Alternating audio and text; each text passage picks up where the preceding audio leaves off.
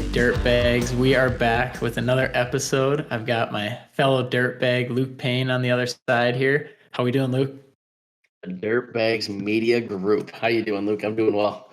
Do big things. We just hit 1,000 downloads on the podcast. I mean, this is just bigger than I ever thought it would be, and we're seeing that the Dirtbags is taking off. Dude, that's like, it's crazy how, like, so was it, what episode do you think kind of drove that growth? Was it kind of all of them, or is there more like favorites? Yeah, so it's been pretty consistent actually. So the first episode we ever did was with Aaron Witt. So we expected that to be the big driver. You know, that's going to be the one that takes us home. But and is the first one, so it's been out the longest. But right on its heels, just a few downloads away, is the Western Excavation episode, and then Dylan's episode. Yep, and then Dylan's episode that we just launched with Van Gordon. That one's been taken off. So I think a lot of people really got to see obviously more of our personalities. Dylan was awesome. And then really just, you know, we had a few drinks that night too. And so that was fun, but really just got to dive into the questions, you know, people want to hear and, you know, some of the insight of the dirt world and business and marketing and all that good stuff. We should do like a campaign to get like insight from other people and what they want to hear. Right? Yeah. I mean, I'm only so creative, and I know you're a lot more creative than I am, but it's fun to hear what like other people's topics that they want to listen to. Yeah. And honestly, off the podcast, you and I were talking about how we were just getting texts from people saying like, you know, love the podcast, keep it up. And, you know, it's inspiring. And so I don't know how this can be inspiring, but at the same time too, because I was like, I'm damn near getting drunk on the podcast. I'm like, don't follow our drinking habits, but I mean, which is good. So but no, yeah. that was super fun to hear. No, I think it helps. It obviously means a ton that, you know, people are listening and, you know, they just put it on when they're in the skid steer and it's fun conversations. But at the same time too, you know, we try and keep it organized enough so that we're delivering some sort of useful content. And, you know, we mentioned him before, but our producer, Brandon, he is right now behind the scenes for the first time live on the podcast. So we used to do Zoom all the time and we just record it and then we'd send it to Brandon. He would edit it, make us look halfway decent. And now we switched over to Discord for this episode. So he is live right now and he can make edits live and he can do all that. So I'm pretty pumped for this move. I think it's going to offer a lot of things for the Dirtbags podcast, like for future episodes and even bringing in like an audience live. Bring in different guests. Yeah, that'll be really fun. Going back to the topic of people saying that they enjoyed the podcast, I got to tell this story. Cole and I, we it was last week, so it would have been the week after the 4th of July. We were out west and we were visiting a bunch of like oil field companies, right? And he had all the fucking luck because I got all the dirt bags and nobody wanted to talk to me. Yes, shout out Dirtbag. Nobody wanted to have a conversation. And I'm like, do I stink? Like, what the hell is going on? Because all I was trying to do is like hand you a business card, like, hey, here's what we can do. We want to, you know, get work out here as well. And I texted Cole this, and he was like, oh, I'm having great conversations. People are taking my cards left and right. I'm like, fuck you. Granted, I had his cards I was giving out, so people are gonna be like, that Cole Anderson guy, he was kind of a fucking schmuck. Right. And then we met up at like an intersection because he had some business cards made for me, and I was just handing out his. And he pulls up and he's listening to the Dirtbags podcast, and I open his door and I just started to chuckle. And he goes, "I love this shit. This is great, dude. That's awesome." It was funny. No, you love to hear it, and Cole's a better looking guy, so it doesn't surprise me that, you know, he looks a little more trustworthy, but he's got a brighter smile, so I'll give him that. Yeah, for sure. So we got 1,000 downloads, which is huge. We started the podcast in February. So thank you to everyone that, you know, listens or gives us a shot. You know, listens on YouTube or Spotify, Apple Podcasts. wherever you listen to your podcast, we really appreciate it. And to Luke's point, we want to involve you guys more and have more insight, more questions, ideas. Obviously, we're very open to that, and even have different guests on and everything. So if you're on Spotify, it helps a ton if you follow the channel and then you ring the bell, because then you get notified anytime we drop an episode. And then also, if you rate the show, Spotify rewards us for that and brings us higher to the top. So my goal, we're technically a business podcast. So how great would it be one day somebody logs on and they search the top business podcast to see the Dirtbags And it says up top, fucking Dirtbags. People would be like, "Who the explicit. hell are these guys?" Yeah, That would be great. the Dirtbags podcast, explicit. Yeah. So if you guys could do that, that'd mean a lot. Scrolling, and he's got a really good business podcast, and we're like close to him, and he's like, "Who the fuck are these guys?" God, that would be great. Like That Dave Ramsey. Yeah, Dave Ramsey. Hello, it's Dave Ramsey. He got what? Yeah, his podcast is weird. I can't stand to listen to him sometimes, to be honest, but he's a little Yeah. like too conservative. Not like conservative politically, but like conservative With money money. wise. Yeah, where Yeah. he's like, "Oh, you want to buy a $20,000 car? You better have $1 million saved up." Shit like that. I'm like, Yeah. that's unrealistic. But Yeah. speaking of the nitty gritty, Luke, I know we got a couple of topics here tonight that they're going to get pretty in depth. I want to hear about shout out Work Zone. Looks like you're drinking what, some coffee, or what are you having in there? I mean, it's nighttime, so I switched out the coffee. We got a little Maker's Mark rolling in Great. here, but yeah, shout out Yeah. Maker's Mark. Yep. Basil So Hayden's great. yeah, man. So basically how that worked, and I put a post out about it on our Phaser channel, but super stoked about this partnership. Essentially, Work Zone Coffee Company. He's based out of San Francisco, California.